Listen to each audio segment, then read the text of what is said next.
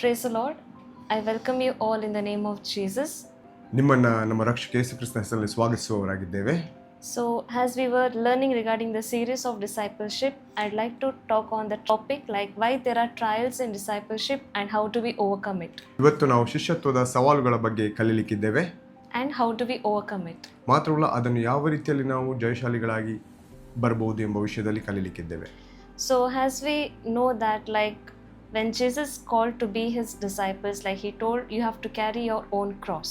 ಯೇಸು ಕ್ರಿಸ್ತನು ಹೇಳಿದಂತ ಶಿಷ್ಯರಿಗೆ ನಿಮ್ಮ ಕ್ರೂಜೆಯನ್ನು ಹೊತ್ತುಕೊಂಡು ನೀವು ನಡೆಯುವಂತವರಾಗಿರಬೇಕು. Also, we see that in Acts chapter 9 verse 16, it says, ನಾವು ಅಪೊಸ್ತಲ ಕೃತ್ಯದಲ್ಲಿ ನಾವು ನೋಡ್ತೇವೆ in 9 9ನೇ ಅಧ್ಯಾಯ verse 16, 16ನೇ ವಚನ, it says that there we see that Saul is being anointed to be as a disciple. ಅಲ್ಲಿ ನಾವು ನೋಡ್ತೇವೆ ಸೌಲನು ಒಂದು ಶಿಷ್ಯನನ್ನಾಗಿ ಅವರು ಅಭಿಷೇಕಿಸುವುದನ್ನು ನಾವು ನೋಡ್ತೇವೆ. So there when Ananias says regarding Saul how he was, ಅಲ್ಲಿ ಅನನೀಯನು ಹೇಳ್ತಾನೆ ಯಾವ ರೀತಿಯಲ್ಲಿ ಪೌಲನು ಇದ್ದನೆಂಬುದಾಗಿ. that time Jesus will say him, from 15 we will read, ಅಲ್ಲಿ ಯೇಸು ಕ್ರಿಸ್ತನು ಹೇಳುವುದನ್ನು ನಾವು ನೋಡ್ತೇವೆ. from 15 it says that, but the Lord said to Ananias, go, this man is my chosen instrument to proclaim my name to the Gentiles and their kings and to the people of Israel. I will show him how much he must suffer for my name. 15ನೇ ವಚನ ಪ್ರಿಯರೇ, ಕರ್ತನು ಅವನಿಗೆ, ನೀನು ಹೋಗು, ಆ ಮನುಷ್ಯನು ಅನ್ಯ ಜನರಿಗೂ ಅರಸುಗಳಿಗೂ ಇಸ್ರಾಯೇಲ್ಯರಿಗೂ ನನ್ನ ಹೆಸರನ್ನು ತಿಳಿಸುವುದಕ್ಕಾಗಿ ನಾನು ಆರಿಸಿಕೊಂಡ ಸಾಧನವಾಗಿದ್ದಾನೆ. And verse 16 it says, I will show him how much he must suffer for my name. 16ನೇ ವಚನ ಈ ರೀತಿಯಾಗಿದೆ ಪ್ರಿಯರೇ, ಅವನು ನನ್ನ ಹೆಸರಿನ ನಿಮಿತ್ತ ಎಷ್ಟು ಹಿಂಸೆ ಅನುಭವಿಸಬೇಕೆಂಬುದನ್ನು ನಾನೇ ಅವನಿಗೆ ತೋರಿಸುವೆನು ಎಂದು ಹೇಳಿದನು ಎಂಬುದೇ. So in word of God we say that being a disciple of Jesus we have to face the trials. ನಾವು ಯೇಸು ಕ್ರಿಸ್ತನ ಶಿಷ್ಯರಾಗಿದ್ದುಕೊಂಡು ಹಲವಾರು ಸವಾಲುಗಳನ್ನು ಎದುರಿಸುವಂತಹ ಪರಿಸ್ಥಿತಿಗಳು ಬರುತ್ತದೆ. Okay, so when you know your identity in Christ, you know what is your calling. ನಿಮ್ಮ ಗುರುತಿಸುವಿಕೆ ಕ್ರಿಸ್ತನಲ್ಲಿ ಏನಾಗಿದೆ ಎಂಬುದಾಗಿ ನೀವು ತಿಳ್ಕೊಂಡಾಗ ನಿಮ್ಮ ಕರೆ ಏನೆಂಬುದಾಗಿ ನೀವು ತಿಳ್ಕೊಳ್ಳುವವರಾಗಿರುತ್ತೀರಿ. So the overall calling for a believer like as disciple of Christ is nothing but to bring his kingdom on this earth when we live here on this earth temporarily. ಈಗ ಶಿಷ್ಯನ ಮುಖ್ಯ ಮೊದಲಾದ ಕಾರ್ಯಗಳೇನೆಂಬುದಾಗಿ ನಾವು ನೋಡುವುದಾದರೆ ಆತನು ದೇವರ ರಾಜ್ಯವನ್ನ ಈ ಲೋಕದಲ್ಲಿ ತರುವಾತವನಾಗಿದ್ದಾನೆ. And there will be a specific calling for every individual, like would be a full-time ministry or in different parts. ಪ್ರತಿಯೊಬ್ಬೊಬ್ಬರಿಗೆ ತನ್ನದೇ ಆದ ಕರೆಗಳಿರ್ತದೆ. ಒಂದು ಸಂಪೂರ್ಣವಾಗಿ ತನ್ನನ್ನು ಸೇವೆಯಲ್ಲಿ ತೊಡಗಿಸಿಕೊಳ್ಳುವಂತಹ ಸೇವೆ, ಇನ್ನೊಂದು ಬೇರೆ ರೀತಿಯ ಕರೆಯಾಗಿರುತ್ತದೆ. And when you know your calling, you will know the standard of living. How do you live? ಒಮ್ಮೆ ನಿಮ್ಮ ಕರೆಯನ್ನು ನೀವು ತಿಳ್ಕೊಂಡ ನಂತರ ನೀವು ಅದಕ್ಕೆ ತಕ್ಕದಾದ ರೀತಿಯಲ್ಲಿ ನಿಮ್ಮ ಕರೆಯನ್ನು ಹೊಂದಿಕೊಂಡು ನಡೆಯುವಂತಹ ವಿಷಯವನ್ನು ನೀವು ತಿಳ್ಕೊಳ್ಳುವವರಾಗಿರುತ್ತೀರಿ. I'm not talking regarding the luxurious life that you're leading or the status that you're having because of your degrees or because of your earnings or the properties or the land. ನಾನು ಈ ರೀತಿಯಲ್ಲಿ ಜೀವಿಸುವಂಥದ್ದು ಹೇಳ್ತಿಲ್ಲ, ಲೋಕ ರೀತಿಯಲ್ಲಿ ಅಥವಾ ನಿಮ್ಮ ಒಂದು ಸ್ಥಾನಮಾನಗಳು, ನಿಮ್ಮ ಒಂದು ವಿದ್ಯಾಭ್ಯಾಸ ಅಥವಾ ನಿಮ್ಮ ಆಸ್ತಿ ಅಂತಸ್ತುಗಳ ಮೇಲೆ ಜೀವಿಸುವಂತಹದನ್ನು ನಾನು ನಿಮ್ಮಲ್ಲಿ ಇಲ್ಲಿ ವಿವರಿಸ್ತಾ ಇಲ್ಲ. But I'm talking regarding how the Bible says that you have to live. ನಾನು ಇಲ್ಲಿ ಹೇಳ್ತೇನೆ ಸತ್ಯವೇದದ ಪ್ರಕಾರ ಯಾವ ರೀತಿಯಲ್ಲಿ ನೀವು ಜೀವಿಸಬೇಕೆಂಬುದಾಗಿ ಸತ್ಯವೇದ ಹೇಳ್ತದೆ ಆ ಪ್ರಕಾರ ಜೀವಿಸುವ ವಿಷಯದಲ್ಲಿ ನಾನು ನಿಮ್ಮ ಮುಂದಿಗೆ ಹೇಳ್ತಾ ಇದ್ದೇನೆ. Yes, all these things are just necessary, but that is not the priority in our lives. ಇದೆಲ್ಲ ಬೇಕು ನಮಗೆ, ಆದರೆ ಇದೇ ನಮ್ಮ ಜೀವಿತದಲ್ಲಿ ಮುಖ್ಯವಾದದ್ದು ಅಲ್ಲ ಪ್ರಿಯರೇ. So let us see how Bible says like how you live. ನೋಡುವ ಸತ್ಯವೇದವು ನಮಗೆ ಯಾವ ರೀತಿಯಲ್ಲಿ ನಮಗೆ ಈ ಕೊಟ್ಟಂತ ಜೀವಿತವನ್ನು ಜೀವಿಸುವಂತದ್ದು ಎಂಬುದಾಗಿ. First point we'll see that when Jesus was led into wilderness, so there he was tempted by Satan. ಅಲ್ಲಿ ಆತನು ಆ ಶೋಧಕನಿಂದ ಶೋಧಿಸಲ್ಪಟ್ಟನು. So there he will answer, Jesus will answer saying that man shall not live by food alone but by every word. ಅಲ್ಲಿ ಯೇಸು ಕ್ರಿಸ್ತನು ಆ ಶೋಧಕನಿಗೆ ಉತ್ತರ ಕೊಡುವುದನ್ನು ನಾವು ನೋಡುತ್ತೇವೆ. ಮನುಷ್ಯನು ರೊಟ್ಟಿ ತಿಂದ ಮಾತ್ರಕ್ಕೆ ಬದುಕುವುದಿಲ್ಲ, ದೇವರ ಬಾಯಿಂದ ಬರುವಂತಹ ಪ್ರತಿಯೊಂದು ಮಾತಿನಿಂದ ಬದುಕುವನು ಎಂಬುದಾಗಿ. Yes, for example, now we will have food, stuffs, everything will have. ನಾವು ಆಹಾರ ಪದಾರ್ಥಗಳನ್ನು ನಾವು ತಿನ್ನುವಂತವರಾಗಿರುತ್ತೇವೆ. Yes, so at one point of time also we are that human being will also tend to have even medicines. ಒಂದು ಕಾಲಾವಧಿಯ ನಂತರ ನಾವು ವೈದ್ಯರು ಕೊಡುವಂತಹ ಆ ಔಷಧಿಯನ್ನು ಕೂಡ ತಿನ್ನುವಂತವರಾಗಿರ್ತೇವೆ. Yes, So here what I want to focus is like when God says that man shall not live by bread alone but also by the word that comes from God. ಇಲ್ಲಿ ದೇವರು ಹೇಳುವ ಮಾತನ್ನು ನಾವು ಕೇಳುವಂಥವರಾಗಿ ಮನುಷ್ಯರು ರೊಟ್ಟಿದಿಂದ ಮಾತ್ರಕ್ಕೆ ಬದುಕುವುದಲ್ಲ, ದೇವರ ಬಾಯಿಂದ ಬರುವಂಥ ಪ್ರತಿಯೊಂದು ಮಾತನ್ನು ಬದುಕುತ್ತಾರೆ ಎಂಬುದಾಗಿ. So how is that? We see in the Old Testament that how Ezekiel prophesies through his word through the dry bones and how it came to life. ಇದು ನಾವು ಹಳೆ ಒಡಂಬಡಿಕೆಯಲ್ಲಿ ನೋಡ್ತೀವಿ. ಎಜ್ಕೇಲನು ಯಾವ ರೀತಿಯಲ್ಲಿ ಆ ಒಂದು ಒಣಗಿದ ಎಲುಬಿಗೆ ಮಾತಾಡಿದಾಗ, ಪ್ರೊಫೆಸೈ ಮಾಡಿದಾಗ, ಪ್ರವಾದಿಸಿದಾಗ ಯಾವ ರೀತಿಯಲ್ಲಿ ಅದು ಜೀವವುಳ್ಳದಾಗಿ ಬಂತು ಎಂಬುದಾಗಿ. Same thing even in our lives. We will have things, but when we live in the body, we do fall into sickness. ನಾವು ಈ ದೇಹದಲ್ಲಿ ಜೀವಿಸುವಾಗ ಕೆಲವೊಮ್ಮೆ ಅನಾರೋಗ್ಯದಲ್ಲಿ ಬೀಳುವುದು ಸಹಜ. Some cases not the medicines that will cure us. ಕೆಲವೊಂದು ಕಾಲಘಟ್ಟದಲ್ಲಿ ಆ ವೈದ್ಯರು ಕೊಡುವಂಥ ಔಷಧಿಯು ಕೂಡ ನಮ್ಮನ್ನು ಗುಣ ಮಾಡಲು ಅಸಾಧ್ಯವಾಗಿರುವಂಥದ್ದಾಗಿರುತ್ತದೆ. But when you proclaim the word of God saying that you are healed by his stripes, and in that faith when you proclaim, you can see the miracle that happens. ಅನಾರೋಗ್ಯದ ಕಾಲಘಟ್ಟದಲ್ಲಿ ನಡೆಯುವಾಗ ದೇವರ ವಾಗ್ದಾನಗಳನ್ನು ಹಿಡಿದು ಆತನ ಬಾಸುಂಡೆ ನನ್ನ ಗುಣವಾಯಿತು ಎಂಬುದಾಗಿ ನೀವು ವಾಗ್ದಾನವನ್ನು ನಂಬಿ ನಡೆಯುವುದಾದರೆ ಅದು ಕೂಡ ನಿಮ್ಮನ್ನು ಸ್ವಸ್ಥ ಮಾಡುವಂಥದ್ದಾಗಿರುತ್ತದೆ. So there you see this fulfilling in your life, that not by food alone but also by the word of God. ಇಲ್ಲಿ ನಾವು ನೋಡ್ತೀವಿ ಆಹಾರದಿಂದ ಮಾತ್ರವಲ್ಲ, ಆದರೆ ದೇವರ ವಾಕ್ಯದಿಂದ ಅಲ್ಲಿ ಸ್ವಸ್ಥತೆಯನ್ನು ಹೊಂದುವಂಥದ್ದನ್ನು ನಾವು ನೀವುಗಳು ಕಾಣುತ್ತೇವೆ. So this is the first thing that Bible says, man shall not live by food alone but by the every word of God. ಇದು ಮೊದಲನೆಯ ಒಂದು ಪಾಯಿಂಟ್ ಆಗಿದೆ. ಮನುಷ್ಯನು ರೊಟ್ಟಿಯಿಂದ ಮಾತ್ರಕ್ಕೆ ಬದುಕುವುದಲ್ಲ, ದೇವರ ಬಾಯಿಂದ ಬರುವಂಥ ಪ್ರತಿಯೊಂದು ಮಾತಿನಿಂದ ಬದುಕುತ್ತಾನೆ ಎಂಬುದಾಗಿ. Second thing we'll see that in 2 Corinthians chapter 5 verse 7 it says, for we walk by faith and not by sight.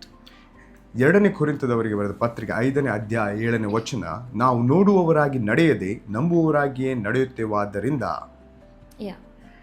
So, for example, now it's not that faith is what we have is not the faith that we simply go and live like a fool in this world.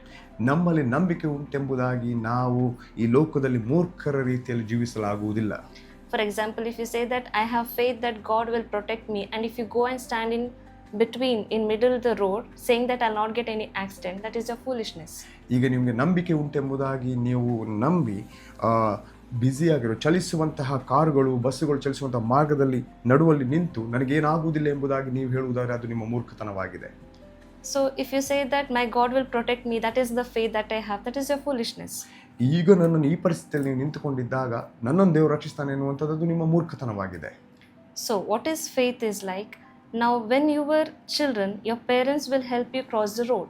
ಈಗ ನೀವು ಮಕ್ಕಳಾಗಿರುವಾಗ ನೀವು ಆ ಒಂದು ಮಾರ್ಗವನ್ನು ದಾಟಲು ನಿಮ್ಮ ತಂದೆ ತಾಯಿಯರು ನಿಮಗೆ ಸಹಾಯ ಮಾಡುತ್ತಾರೆ. Slowly as you grow up, they will not be around you, but you yourself will cross the road. ನೀವು ಬೆಳೆಯುತ್ತಾ ಬಂದಾಗ, ನೀವು ಬೆಳೆದಾಗ ತಂದೆ ತಾಯಿಗಳು ನಿಮ್ಮ ಸಂಗಡ ಇರುವುದಿಲ್ಲ, ಆದರೆ ನೀವೇ ಆ ಒಂದು ಮಾರ್ಗವನ್ನು ದಾಟುವಂತವರಾಗಿರುತ್ತೀರಿ. How is that possible with you? ಹೇಗೆ ಅದು ನಿಮ್ಮಿಂದ ಸಾಧ್ಯವಾಯಿತು? Initially when you were small, your parents will guide you saying that you have to see to your right and left, when you have to keep the step and when you have to take off the step. ನೀವು ಸಣ್ಣವರಾಗಿರುವಾಗ, ಚಿಕ್ಕ ಮಕ್ಕಳಾಗಿರುವಾಗ ನಿಮಗೆ ತಂದೆ ತಾಯಿಯಿಂದ ನಿಮ್ಮನ್ನು ಒಂದು ನಡೆಸ್ತಾರೆ, ಎಡಕ್ಕೆ ಬಲಕ್ಕೆ ನೋಡು, ನೀನು ಅದನ್ನು ಮತ್ತೆ ಜಾಗೃತಿಯಾಗಿ ದಾಟು ಎಂಬುದಾಗಿ. So as you grow up, ನೀವು ಬೆಳೆಯುತ್ತಾ ಬಂದ ಹಾಗೆ you will have what words they have given you as a guidance. ಆ ತಂದೆ ತಾಯಿಯವರು ನಿಮಗೆ ಏನನ್ನು ತಿಳಿಸಿಕೊಂಡಿರುತ್ತಾರೋ ಅದು ನಿಮ್ಮ ಒಂದು ಮಾರ್ಗದರ್ಶನವಾಗಿರುತ್ತದೆ. And also the wisdom that you have of your own sense. ಮಾತ್ರವಲ್ಲ, ನಿಮ್ಮ ಒಂದು ಜ್ಞಾನೇಂದ್ರಕ್ಕೆ ಸಿಕ್ಕಿದಂತಹ ಒಂದು ಜ್ಞಾನದಿಂದ ನೀವು ಅದನ್ನು ಕಾರ್ಯವನ್ನು ಮಾಡುವಂಥವರಾಗಿರುತ್ತೀರಿ. So in that situation, you alone are able to cross the road and reach the destination. ಇಂತಹ ಒಂದು ಸಂದರ್ಭದಲ್ಲಿ, ಕಾಲಘಟ್ಟದಲ್ಲಿ ನೀವು ಅದನ್ನು ಆಲೋಚಿಸಿ ಆ ಒಂದು ಮಾರ್ಗವನ್ನು ನಿಮ್ಮ ಸ್ವಂತಿಕೆಯಿಂದ ದಾಟುವವರಾಗಿರುತ್ತೀರಿ. You'll be cautious to know whether the vehicles are coming or no, whether should I take the step or take off the step. ನಿಮಗೆ ಆಗ ನೋಡ್ತೀರಾ ಮಾರ್ಗದಲ್ಲಿ ಹೇಗೆ ನಾನು ವಾಹನ ನಿಂತನದನ್ನು ದಾಟಬೇಕೆಂಬುದಾಗಿ ಅದು ನಿಮಗೆ ತಿಳಿದು ಬರುತ್ತದೆ. Same way, when you receive the word of God, ಅದೇ ರೀತಿಯಲ್ಲಿ ದೇವರ ವಾಕ್ಯವನ್ನು ನೀವು ಸ್ವೀಕರಿಸಿದಾಗ, when you hear it again and again, ನೀವು ವಾಕ್ಯವನ್ನು ಕೇಳುತ್ತಾ ಇದ್ದಾಗ, when the Holy Spirit guides you, ಆ ಪವಿತ್ರಾತ್ಮ ನಿಮ್ಮನ್ನು ನಡೆಸುವಾಗ you will have that faith. ಆ ಒಂದು ನಂಬಿಕೆ ನಿಮ್ಮಲ್ಲಿ ಬರುತ್ತದೆ. And God wants you to grow in that faith. ದೇವರು ಆ ಒಂದು ನಂಬಿಕೆ ನೀವು ಬೆಳೆಯುವಂತವರಾಗಬೇಕೆಂದು ಬಯಸ್ತಾನೆ. And He wants to work in and through you. ಆ ನಂಬಿಕೆಯಿಂದ ದೇವರು ನಿಮ್ಮೊಂದಿಗೆ ನಿಮ್ಮ ಮೂಲಕ ಕಾರ್ಯವನ್ನು ಮಾಡಬೇಕೆಂಬುದಾಗಿ ಬಯಸ್ತಾನೆ. Even though existingly He is not with you, around you, ಅವನು ನಿಮ್ಮೊಂದಿಗೆ ಆತನು ದೈಹಿಕವಾಗಿ ಇಲ್ಲದಿದ್ದರೂ ಕೂಡ through his spirit he will lead you, and that is the faith in situation that you're able to cross any barriers or any storms in your life. ಆತನ ಆತ್ಮನ ಮೂಲಕ ಆತನು ನಿಮ್ಮನ್ನು ಲೀಡ್ ಮಾಡಿ ನಿಮ್ಮನ್ನು ತಿಳುವಳಿಕೆ ಕೊಟ್ಟು ನಿಮ್ಮನ್ನು ಆತನು ನಡೆಸುವ ಆತನಾಗಿದ್ದಾನೆ. No matter what storms comes, ಯಾವ ರೀತಿಯ ಒಂದು ಕಾಲಘಟ್ಟದ ನಡೆಯುವಾಗ ಯಾವ ರೀತಿಯ ಬಿರುಗಾಳಿ ಕೂಡ ಬರಲಿ, no matter what is the road that you're crossing by, ಯಾವುದೇ ರೀತಿಯ ಮಾರ್ಗಗಳಲ್ಲಿ ನೀವು ದಾಟುವಂಥವರಾಗಿದ್ದರೂ ಕೂಡ, but when you have that faith, ಆ ಒಂದು ನಂಬಿಕೆ ನಿಮ್ಮಿಂದ ಇರುವ ಕಾರಣ you are definitely able to reach that ನೀವು destination. ಖಂಡಿತವಾಗಿ ಆ ಒಂದು ಮಾರ್ಗವನ್ನು ದಾಟುವಂಥವರಾಗಿರುತ್ತೀರಿ. So second thing is by faith. ಎರಡನೇ ವಿಷಯ ನಂಬಿಕೆಯಿಂದಲೇ. Third thing we'll see is that we'll live not only in the flesh but also in the spirit. We'll see in Romans chapter 8 verse 9. ಮೂರನೇ ವಿಷಯ ನಾವು ಆತ್ಮನಿಂದಲೂ ಜೀವಿಸುವಂಥವರಾಗಿರುತ್ತೇವೆ ಎಂಬುದಾಗಿ. Let's see what we'll see in Romans chapter 8 verse 9. ರೋಮಪುರದವರಿಗೆ ಬರೆದ ಪತ್ರಿಕೆ 8ನೇ ಅಧ್ಯಾಯ 8 verse 9. 8ರಿಂದ 9ನೇ ವಚನ. It says that you, however, are not in the realm of the flesh, but are in the realm of the spirit, if indeed the spirit of God lives in you. 8ನೇ ವಚನ ಪ್ರಿಯರೇ, ಶರೀರ ಭಾವಾಧೀನರು ದೇವರಿಗೆ ಮೆಚ್ಚುಗೆಯಾಗಿರಲಾರರು. ನೀವಾದರೂ ನಿಮ್ಮಲ್ಲಿ ದೇವರ ಆತ್ಮನು ವಾಸವಾಗಿರುವುದಾದರೆ ಶರೀರ ಭಾವಾಧೀನರಲ್ಲ, ದೇವರಾತ್ಮನಿಗೆ ಅಧೀನರಾಗಿದ್ದೀರಿ.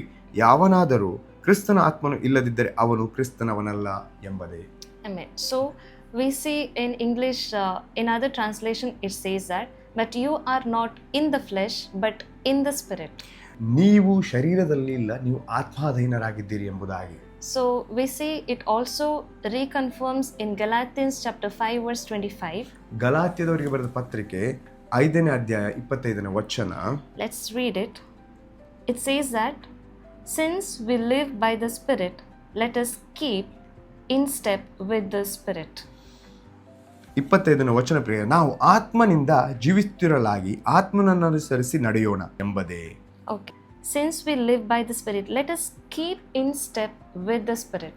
ನಾವು ಆತ್ಮನಿಂದ ಜೀವಿಸುವಾಗಿರುವ ಕಾರಣ ನಾವು ಪ್ರತಿಯೊಂದು ಹೆಜ್ಜೆಗಳಲ್ಲೂ ಕೂಡ ಆತ್ಮನನ್ನು ಅನುಸರಿಸಿ ಹೆಜ್ಜೆ ನೀಡಬೇಕು ಎಂಬುದಾಗಿ. So the third thing Bible says that it's not in the flesh, it's in the spirit that you live. ಮೂರನೇ ವಿಷಯ ಯಾವುದೆಂಬುದಾಗಿ ನೋಡೋದಾದರೆ ಶಾರೀರಿಕವಾಗಿ ಅಲ್ಲ, ಆತ್ಮಿಕವಾಗಿ ನಡೆಯಬೇಕೆಂಬುದೇ.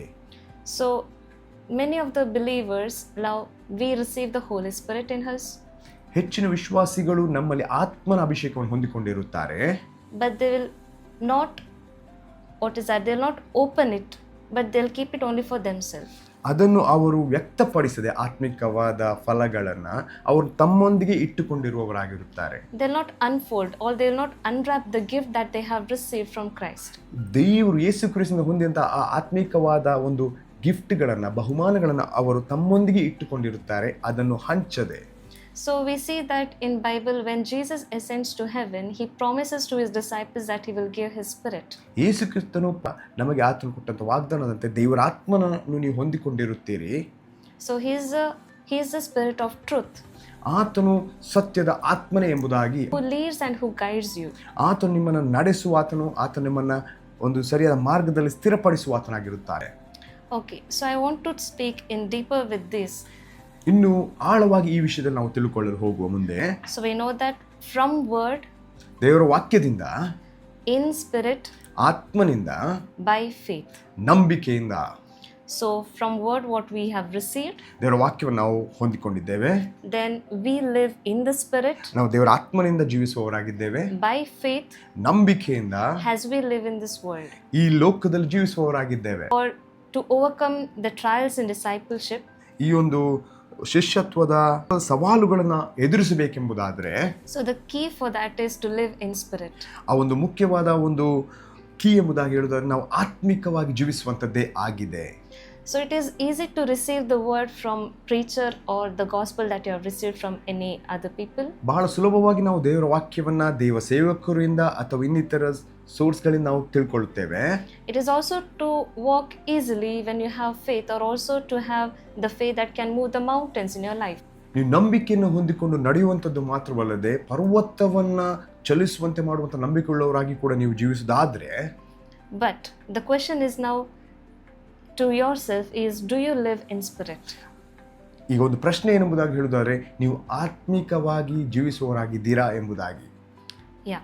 So, as we face the trials and persecutions being disciple of Christ, ನೀವೊಂದು ಶೋಧನೆಗಳನ್ನು ಅಥವಾ ತೊಂದರೆಗಳನ್ನು ನಡೆಯುತ್ತಾ ಇರುವುದಾದರೆ ಕ್ರಿಸ್ತನ ಶಿಷ್ಯರುಗಳಾಗಿ, but in those situations, ಅಂತ ಒಂದು ಸಂದರ್ಭಗಳಲ್ಲಿ if you don't respond in spirit, ನೀವು ಆತ್ಮಿಕವಾಗಿ ಅದಕ್ಕೆ ಪ್ರತ್ಯುತ್ತರವಾಗಿ ಜೀವಿಸದಿದ್ದರೆ, then you will be tending to respond in flesh. ನೀವು ಶಾರೀರಿಕವಾಗಿ ಅದರ ವಿರುದ್ಧವಾಗಿ ಹೋರಾಡುವವರಾಗಿರುತ್ತೀರಿ. You will be still battling and tangling around those trials. ನೀವು ಶಾರೀರಿಕವಾಗಿ ಆ ವಿಷಯಗಳಲ್ಲಿ ನೀವು ನಿಮ್ಮೊಳಗೆ ಯುದ್ಧವನ್ನು ಮಾಡುವವರಾಗಿರುತ್ತೀರಿ. But when you respond in the spirit, ನೀವು ಪವಿತ್ರಾತ್ಮನ ಮೂಲಕ, ದೇವರಾತ್ಮನ ಮೂಲಕ ಅದಕ್ಕೆ ಪ್ರತ್ಯುತ್ತರವಾಗಿ ನಡೆಯುವಾಗ, you are allowing the Holy Spirit to work in that situation. ನೀವು ಪವಿತ್ರಾತ್ಮನು ಆ ಒಂದು ಕಾಲಘಟ್ಟ ಸಂದರ್ಭದಲ್ಲಿ ಕಾರ್ಯ ಮಾಡುವುದನ್ನು ನೋಡುತ್ತೀರಿ. As we know that when we live in spirit, ನಾವು ನೋಡ್ತೇವೆ ಆ ಒಂದು ದೇವರಾತ್ಮನಿಂದ ಜೀವಿಸುವವನಾಗಿರುವುದಾದರೆ, Jesus says that apart from me you can't do nothing. ಯೇಸು ಕ್ರಿಸ್ತನು ಹೇಳುವುದನ್ನು ನಾವು ನೋಡ್ತೇವೆ, ನನ್ನ ಹೊರತು ನೀವೇನು ಮಾಡಲಾರಿರಿ ಎಂಬುದಾಗಿ. So it is needed that only when we respond in obedience to him and allow him to work in that situation, ನಾವು ವಿಧೇಯರಾಗಿ ಆ ಒಂದು ಕಾಲಘಟ್ಟದಲ್ಲಿ ಆ ಒಂದು ಸಂದರ್ಭದಲ್ಲಿ ದೇವರಾತ್ಮನನ್ನು ಕಾರ್ಯ ಮಾಡಲು ಬಿಟ್ಟಾಗ, we are able to face those trials in our life. ನಾವು ಆ ಶೋಧನೆಗಳನ್ನು ಜಯಿಸಲು ಸುಲಭವಾಗಿ ಸಹಾಯವಾಗುತ್ತದೆ. So the ultimate goal of a disciple, ಮುಖ್ಯವಾಗಿ ಆ ಒಂದು ಶಿಷ್ಯನ ಮುಖ್ಯವಾದ ಒಂದು ಗುರಿ ಏನೆಂಬುದಾಗಿ ನಾವು ನೋಡುವುದಾದ್ರೆ, is to pursue God's kingdom ನಾವು ದೇವರ ರಾಜ್ಯವನ್ನ ಹಿಂದಟ್ಟುವಂಥದ್ದು, and to establish his kingdom on this earth when we live. ಮಾತ್ರವಲ್ಲ, ಆತನ ರಾಜ್ಯವನ್ನ ಈ ಲೋಕದಲ್ಲಿ ಸ್ಥಿರಪಡಿಸುವಂಥದ್ದು, ಸ್ಥಾಪಿಸುವಂಥದ್ದೇ ಆಗಿದೆ. How? ಹೇಗೆ? By surrendering completely unto him. ಸಂಪೂರ್ಣವಾಗಿ ನಮ್ಮನ್ನು ಆತನಿಗೆ ನಾವು ಸಂಪೂರ್ಣವಾಗಿ ಒಪ್ಪಿಸಿಕೊಟ್ಟು ಜೀವಿಸುವಂಥದ್ದೇ ಆಗಿದೆ. And when we walk in that spirit. ಮಾತ್ರವಲ್ಲ, ಆ ದೇವರಾತ್ಮನನ್ನು ಹೊಂದಿಕೊಂಡು ನಡೆಯುವಂಥದ್ದು. For this, let's open Matthew chapter 5 verse 3. ಮತ್ತಾಯನು ಬರೆದ ಸುವಾರ್ತೆ Chapter 5 verse 3. 5ನೇ ಅಧ್ಯಾಯ 3ನೇ ವಚನ. Blessed are the poor in spirit, for theirs is the kingdom of heaven. ಆತ್ಮದಲ್ಲಿ ಬಡವರಾಗಿರುವವರು ಧನ್ಯರು, ಪರಲೋಕ ರಾಜ್ಯವು ಅವರದು ಎಂಬುದೇ. Okay, the next verse, that is 10th one. Blessed are those who are persecuted because of righteousness, for theirs is the kingdom of heaven. 10ನೇ ವಚನ ಈ ರೀತಿಯಾಗಿ ಹೇಳ್ತದೆ, ನೀತಿಯ ನಿಮಿತ್ತವಾಗಿ ಹಿಂಸೆಯನ್ನು ತಾಳಿಕೊಳ್ಳುವವರು ಧನ್ಯರು, ಪರಲೋಕ ರಾಜ್ಯವು ಅವರದು ಎಂಬುದಾಗಿ. So the remaining verses we see from 3 to 10. Only the 3 and 10, it says, for theirs is the kingdom of heaven. 3ನೇ ಹಾಗೂ 10ನೇ ವಚನವನ್ನು ನಾವು ಗಮನಿಸಿ ನೋಡುವುದಾದರೆ, ಇದರಲ್ಲಿ ಬರೆದಿದೆ ಪರಲೋಕ ರಾಜ್ಯವು ಅವರದೇ ಎಂಬುದಾಗಿ.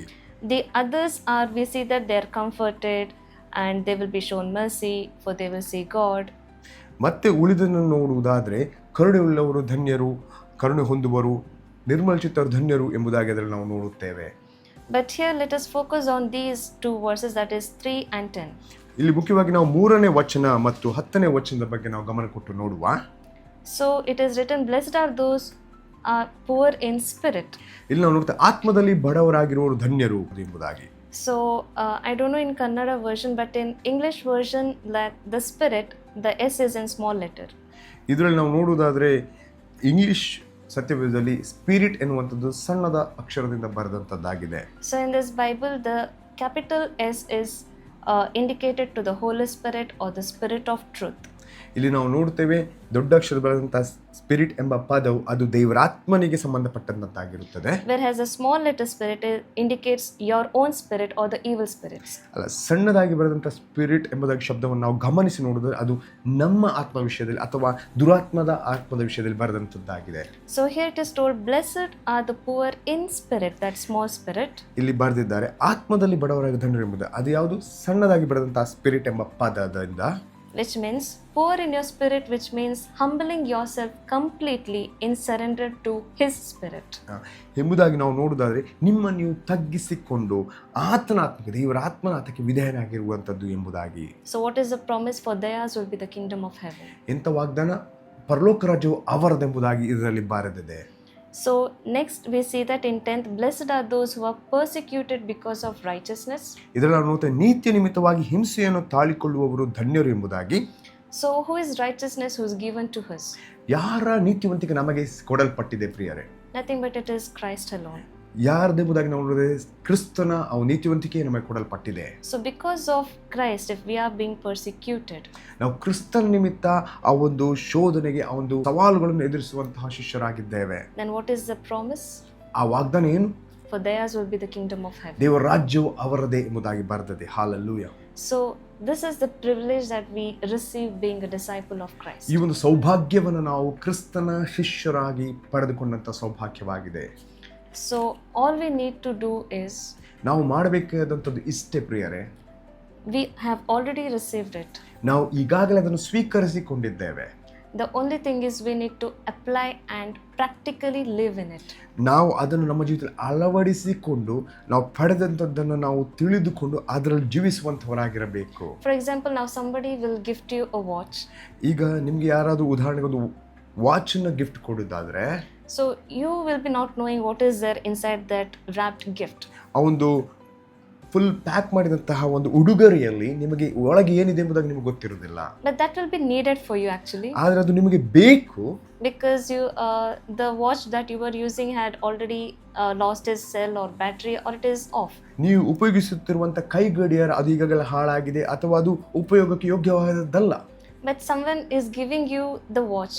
ಆದರೆ ನಿಮಗೆ ಒಬ್ಬರು ನಿಮ್ಗೆ ಕೈ ಗಡಿಯಾರವನ್ನು ನಿಮಗೆ ಗಿಫ್ಟ್ ಆಗಿ ಕೊಟ್ಟಿದ್ದಾರೆ ಉಡುಗೊರೆಯಾಗಿ. So till then you were just referring to your mobile or peeping to others to know the time. ನೀವು ಒಂದು ನೋಡಿದ್ರೆ ಮೊಬೈಲನ್ನು ನೋಡ್ಬೋದು, ನಿಮ್ಮ ಸಮಯವನ್ನು ನೋಡ್ಲಿಕ್ಕೆ, ಅಥವಾ ಇನ್ನಿತರ ಕೈಗಡಿಯಾರಗಳನ್ನು ನೀವು ಇಣುಕಿ ನೋಡ್ಬೋದು ಸಮಯಕ್ಕಾಗಿ. So you have received that gift. ಅದು ನಿಮಗೆ ಆ ಒಂದು ಉಡುಗೊರೆ ಸಿಕ್ಕಿದೆ, but you will keep it ಅದನ್ನು ನೀವು ಹಾಗೆ ಇಡ್ತೀರಿ without knowing the importance or worth of it. ಅದರ ಒಳಗಿರುವಂಥದ್ದ ಬಗ್ಗೆ ನಿಮಗೆ ಗೊತ್ತಿಲ್ಲದೆ ಅದನ್ನು ನೀವು ಹಾಗೆ ಇಡ್ತೀರಿ, ಅದರ ಬೆಲೆ ಗೊತ್ತಿಲ್ಲದೆ. But once when you unwrap it, ಒಮ್ಮೆ ಅದನ್ನು ಉಡುಗೊರೆಯನ್ನು ನೀವು ಬಿಚ್ಚಿದಾಗ, and when you realize it is a watch that you really needed, ಅದರ ಒಳಗಿರುವಂತಹ ಒಂದು ಕೈಗಡಿಯನ್ನು ನೋಡಿ, ನಿಮಗೆ ಬೇಕಿದ್ದದೇ ಅಲ್ಲಿ ಉಡುಗೊರೆ ಇತ್ತು ನೀವು ತಿಳಿದುಕೊಂಡಾಗ, only then you will know the worth and you will use it. ಆಗ ಅದರ ಬೆಲೆ ನಿಮಗೆ ಗೊತ್ತಾಗ್ತದೆ. ಮಾತ್ರ ಅದನ್ನು ತೆಗೆದು ನೀವು ನಿಮ್ಮ ಉಪಯೋಗ ಮಾಡಿಕೊಳ್ಳುತ್ತೀರಿ ಆ ಒಂದು ಉಡುಗೊರೆಯ. The same way, ಅದೇ ರೀತಿಯಲ್ಲಿ ಪ್ರಿಯರೇ, the mark of every believer is the Holy Spirit. ಒಬ್ಬ ವಿಶ್ವಾಸಿಯ ನಿಜವಾದ ಚಿಹ್ನೆ ಎಂಬುದಾಗಿದ್ದರೆ ಅದು ಪವಿತ್ರಾತ್ಮನೇ ಆಗಿದೆ. And how do you prove it is you live in the Spirit. ಹೇಗೆ ನೀವು ಸಾಕ್ಷಿಯಾಗಿ ಜೀವಿಸ್ತೀರಿ ಅದನ್ನು ನೀವು ಪವಿತ್ರನ ಹೊಂದಿಕೊಂಡು ಬಾಳುವುದರಿಂದಲೇ, and showing that gift, that fruit of Holy Spirit in you wherever you ಆ are. ಒಂದು ಪವಿತ್ರಾತ್ಮನ ಉಡುಗೊರೆಯನ್ನು ಹೊಂದಿದ ನೀವು ಅದರ ಫಲಗಳನ್ನು ನೀವು ತೋರಿಸುವ ಮೂಲಕ ನೀವು ಜೀವಿಸ್ತೀರಿ ಎಲ್ಲಿ ಇರಿದ್ದೀರಿ ಅಲ್ಲಿ. I would like to give a small example and close. ನಾನು ಸಣ್ಣ ಉದಾಹರಣೆಯನ್ನು ಕೊಟ್ಟು ನಾನು ನನ್ನ ಸಂದೇಶವನ್ನು ಮುಗಿಸುವಳಾಗಿದ್ದೇನೆ. For example, now you are working in a company. ಉದಾಹರಣೆಗಾಗಿ ನೀವು ಒಂದು ಕಂಪನಿಯಲ್ಲಿ ಕೆಲಸ ಮಾಡ್ತಿದ್ದೀರಿ. So you will come up with certain ideas for the new project in a company. ನೀವೊಂದು ನಿಮ್ಮದೇ ಆದಂಥ ಒಂದು ಉಪಾಯಗಳನ್ನು, ಐಡಿಯಾಗಳನ್ನು ನೀವು ಆ ಕಂಪನಿಯಲ್ಲಿ ಒಂದು ಉಪಯೋಗಿಸ್ತೀರಿ. But the company people will not consider you as that important. ಆದರೆ ಆ ಕಾರ್ಖಾನೆಯಲ್ಲಿ ಕೆಲಸ ಮಾಡುವಂಥ ವ್ಯಕ್ತಿಗಳು ನಿಮ್ಮನ್ನು ಅಷ್ಟೊಂದು ಮುಖ್ಯಸ್ಥರನ್ನಾಗಿ ನಿಮ್ಮನ್ನು ಅಲ್ಲಿ ನೋಡಿಕೊಳ್ಳುವುದಿಲ್ಲ.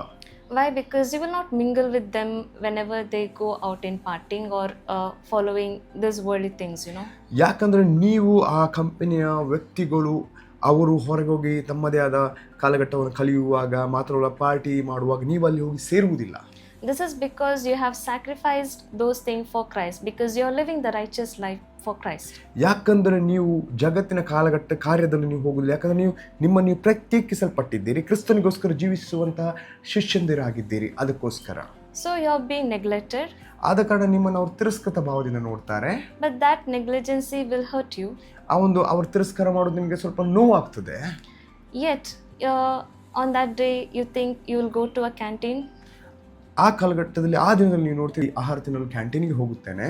And there you will meet your colleagues. ಅಲ್ಲಿ ನೀವು ಉಪಹಾರ ತಿನ್ನುವಾಗ ಅಲ್ಲಿ ನಿಮ್ಮ ಒಂದು ನಿಮ್ಮ ಒಟ್ಟಿಗೆ ಮಾಡೋ ಕೆಲಸಗಾರರನ್ನು ನೀವು ಭೇಟಿ ಆಗ್ತೀರಿ. So there you are having the option how you react to them. ಅಲ್ಲಿ ನಿಮಗೊಂದು ಆಯ್ಕೆ ಇದೆ, ಯಾವ ರೀತಿ ನೀವು ಅವರ ಮುಂದೆ ಪ್ರತಿಕ್ರಿಯಿಸ್ತೀರಿ ಎಂಬುದಾಗಿ. So either in anger you can just walk out when they are having together. ನಿಮ್ಮ ಪ್ರತಿಕ್ರಿಯೆ ಒಂದು ವೇಳೆ ಕೋಪದಿಂದ ಅಲ್ಲಿ ನೀವು ಎದ್ದು ಬರಬಹುದು. Or you may just stay there, have patience and listen to what are their ideas for the project. ಅಥವಾ ನೀವು ತಾಳ್ಮೆಯಲ್ಲಿ ನಿಂತುಕೊಂಡು ಅವರ ಮಾತುಗಳನ್ನು ನೀವು ಕೇಳಿಕೊಂಡು ಆ ಒಂದು ಕಾರ್ಖಾನೆಗೆ ಉಪಯೋಗವಂಥ ಮಾತುಗಳನ್ನು ಕೇಳಿಕೊಂಡು ಅಲ್ಲಿ ನೀವು ಇರಬಹುದು. And show them that love and respect and appreciate even their work to the project. ಮಾತ್ರ ನೀವು ಗೌರವಿಸಬಹುದು, ಅವರ ಉಪಾಯಗಳನ್ನು ಅಲ್ಲಿ ಇದ್ದುಕೊಂಡು ಕೇಳಿಕೊಂಡು ನೀವು ಗೌರವಿಸುವಂಥವರಾಗಿರಬಹುದು. So that respect is nothing but showing Christ's love to them. ಅದು ಏನೆಂಬುದಾಗಿ ನೀವು ಈಗ ಮಾಡ್ತಿದ್ದೀರಿ ಎಂಬುದಾಗಿ ಕ್ರಿಸ್ತನ ಪ್ರೀತಿಯನ್ನು ನೀವು ಅವರಿಗೆ ತೋರಿಸುವಂತಹ ಒಂದು ಶಿಷ್ಯಂದಿರಾಗಿದ್ದೀರಿ. So it means that you are allowing in response with the Spirit. ಈಗ ನೀವು ನಿಮ್ಮ ಆತ್ಮನ ಒಂದು ಫಲಗಳನ್ನು ಅಲ್ಲಿ ನೀವು ತೋರಿಸ್ತಾ ಇದ್ದೀರಿ. So there the Holy Spirit will work in their minds and hearts to open the doors and opportunities for you. ಅಲ್ಲಿ ದೇವರಾತ್ಮನು ಅವರ ಹೃದಯದಲ್ಲಿ ಮನಸ್ಸಲ್ಲಿ ಕಾರ್ಯ ಮಾಡ್ತಾನೆ. ನಿಮಗೋಸ್ಕರ ಆ ಒಂದು ಕಾರ್ಖಾನೆಯಲ್ಲಿ ನಿಮಗೋಸ್ಕರ ಕಾರ್ಯ ಮಾಡುವಂಥದ್ದನ್ನು ನೀವು ನೋಡುತ್ತೀರಿ. So when they share their idea and when you appreciate their idea, chances are there that they will also ask regarding you the ideas or the any work that is there for the project. ಅವರ ಐಡಿಯಾಗಳನ್ನು, ಅವರ ಯೋಜನೆಯನ್ನು ನೀವು ಕೇಳಿಕೊಂಡು ಅದನ್ನು ನೀವು ಅವರಿಗೆ ಒಂದು ಹೊಗಳಿಕೆಯನ್ನು ಕೊಟ್ಟಾಗ, ಅವರನ್ನು ಅಪ್ರಿಷಿಯೇಟ್ ಮಾಡಿದಾಗ, ಅವರು ಕೂಡ ನಿಮ್ಮ ಐಡಿಯಾಗಳನ್ನು ಕೇಳಿಕೊಂಡು ನಿಮ್ಮ ಕೂಡ ಐಡಿಯಾಗಳನ್ನು ಸ್ವೀಕರಿಸುವಂಥವರಾಗಿರುತ್ತಾರೆ. So when you get this opportunity to share your ideas regarding the project, ನೀವು ನಿಮಗೊಂದು ಅವಕಾಶಗಳು ಸಿಕ್ಕಿದಾಗ ಆ ಒಂದು ಯೋಜನೆಗೆ ನಿಮ್ಮ ಉಪಾಯಗಳನ್ನು ಕೊಡುವಂಥದ್ದು, so they will be influenced to your higher authority. ಅವರು ನಿಮ್ಮ ಮೇಲಧಿಕಾರಿಗಳಿಗೆ ನಿಮ್ಮ ಉಪಾಯಗಳ ಐಡಿಯಾಗಳನ್ನು ಹಂಚಿಕೊಳ್ಳುತ್ತಾರೆ. So that you yourself can present your ideas or skills for the project, for the company. ಆಗ ನೀವು ನಿಮ್ಮ ಉಪಾಯಗಳನ್ನು ಅಲ್ಲಿ ಒಂದು ಪ್ರಾಜೆಕ್ಟಿಗೆ ನೀವು ಹಂಚಿಕೊಳ್ಳುವುದನ್ನು ನೀವು ನೋಡುತ್ತೀರಿ. So when you allow the Holy Spirit to work, ಅಲ್ಲಿ ಪವಿತ್ರಾತ್ಮನ ಅಲ್ಲಿ ಕಾರ್ಯ ಮಾಡೋದನ್ನು ನೀವು ನೋಡುತ್ತೀರಿ. definitely the glory and honor belongs to him. ಹೌದು, ಪವಿತ್ರಾತ್ಮನ ಕಾರ್ಯ ಮಾಡಿ ನೀವು ಅಲ್ಲಿ ಬಿಟ್ಟಾಗ ಅದರ ಎಲ್ಲ ಮಹಿಮೆಯು ಆತನಿಗೆ ಸಲ್ಲುತ್ತದೆ. So you can see that there even you will be appreciated and even you will be honored. ಅಲ್ಲಿ ನಿನಗೆ ಗೌರವ ಸಿಗುವಂಥದ್ದು, ನಿನಗೆ ಮರ್ಯಾದೆಯನ್ನು ಅವರು ಕೊಡುವಂಥದ್ದನ್ನು ನೀನು ನೋಡುತ್ತೀ. So this is how is like you allow the Spirit to work in those situations. ಈ ರೀತಿಯಾಗಿ ಪವಿತ್ರಾತ್ಮನು ಇಂತಹ ಕಾಲಘಟ್ಟದಲ್ಲಿ ನಿಮ್ಮ ಜೀವಿತದಲ್ಲಿ ಕಾರ್ಯ ಮಾಡುವುದನ್ನು ನೀವು ನೋಡುತ್ತೀರಿ. The other way, if you would have just walked out in anger, ಇಲ್ಲ ನೀವು ಕೋಪದಿಂದಲೇ ಇದ್ದು ಹೋಗ್ತಿದ್ರೆ you would have not got the opportunity. ಅಲ್ಲಿ ನಿಮಗೆ ಅವಕಾಶಗಳೇ ಸಿಗುತ್ತಿರಲಿಲ್ಲ. Instead, you would have been tangling around all those trials or hatedness, all the negligency, and deep within you that hurt. ಒಂದು ವೇಳೆ ನೀವು ಎದ್ದು ಅಲ್ಲಿ ಹೋಗ್ತಿದ್ರೆ ಅಲ್ಲಿದ್ದ ಗೊಂದಲಗಳು, ಗಲಿಬಿಲಿಗಳು, ಶೋಧನೆಗಳು ನಿಮ್ಮನ್ನು ಸುತ್ತಿ ನೀವು ಅಲ್ಲಿ ಅದರಲ್ಲಿ ಮುಳುಗಿ ಹೋಗುತ್ತಿದ್ದೀರಿ ಆ ನೋವಲ್ಲಿ. So that is how like we need to walk in wisdom, ನಾವು ಜ್ಞಾನದಿಂದ ನಡೆಯುವಂಥವರಾಗಿರಬೇಕು. knowing that we are called for eternity. ನಾವು ನಿತ್ಯತ್ವಕ್ಕೆ ಕರೆದಂಥವರಾಗಿದ್ದೇವೆ ಅಂತ ತಿಳ್ಕೊಂಡು ನಾವು ಆ ಕಾಲಘಟ್ಟದಲ್ಲಿ ನಡೆಯುವಂಥವರಾಗಿರಬೇಕು. So when we live in the Holy Spirit, ನಾವು ದೇವರಾತ್ಮನಿಂದ ಜೀವಿಸ್ತಿರುವಾಗ and allow the Holy Spirit to demonstrate ಆ ಪವಿತ್ರಾತ್ಮ ನಮ್ಮೊಳಗೆ ಕಾರ್ಯ ಮಾಡಲು ನಾವು ಬಿಟ್ಟಾಗ, to demonstrate his work in those situations, ಎಲ್ಲ ಕಾಲಘಟ್ಟದಲ್ಲಿ ಆತನ ಕಾರ್ಯಗಳನ್ನು ನಾವು ಕಾರ್ಯ ಮಾಡಲು ಬಿಟ್ಟಾಗ ಪವಿತ್ರಾತ್ಮನಿಗೆ we are able to overcome the trials, ಆಗ ನಾವು ಶೋಧನೆಗಳನ್ನು, ಪರಿಸ್ಥಿತಿಗಳನ್ನು ಜಯಿಸಲು ಸಾಧ್ಯವಾಗ್ತದೆ. and he will lead us in the power of victory. ಮಾತ್ರ ಆತನು ತನ್ನ ಆತ್ಮನ ಮೂಲಕ ನಮ್ಮನ್ನು ಜಯದ ಹಾದಿಯಲ್ಲಿ ನಡೆಸುವ ಆತನಾಗಿದ್ದಾನೆ. And this is how we can live as a testimony being his disciple. ಈ ರೀತಿಯಾಗಿ ನಾವು ಆತನ ಶಿಷ್ಯರಾಗಿ, ಸಾಕ್ಷಿಗಳಾಗಿ ಲೋಕದಲ್ಲಿ ಜೀವಿಸುವಂತವರಾಗಿರುತ್ತೇವೆ. Thank you. God bless you all. ಧನ್ಯವಾದ ಪ್ರಿಯರೇ. ದೇವರು ನಿಮ್ಮನ್ನು ಹೇರಳವಾಗಿ ಆಶೀರ್ವದಿಸಲಿ.